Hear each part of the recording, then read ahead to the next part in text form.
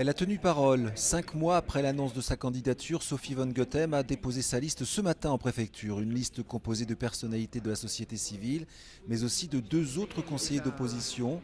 Et un objectif très simple, dit-elle, gagner. Je me suis présentée la première au mois de septembre. Moi, ma stratégie était de me présenter pour gagner avec mon équipe. Donc nous continuons dans la même logique. On veut gagner avec notre équipe, tout simplement. On verra le soir du premier tour ce qu'il en est. L'idée, elle est très simple. On a un objectif majeur, c'est de changer le système socialiste qui existe depuis un quart de siècle à Nantes. Mais elle n'est pas la seule à se revendiquer apolitique ou citoyenne. Pierre Gobet aussi a déposé sa liste. Il reconnaît défendre les mêmes valeurs de centre droit, mais ne craint pas la dispersion des voix. Au premier tour, il va y avoir une dispersion. Bien entendu, ça va être, il y a beaucoup d'acteurs présents. On verra à la fin du premier tour. Les choses vont forcément se décanter et on verra au deuxième tour.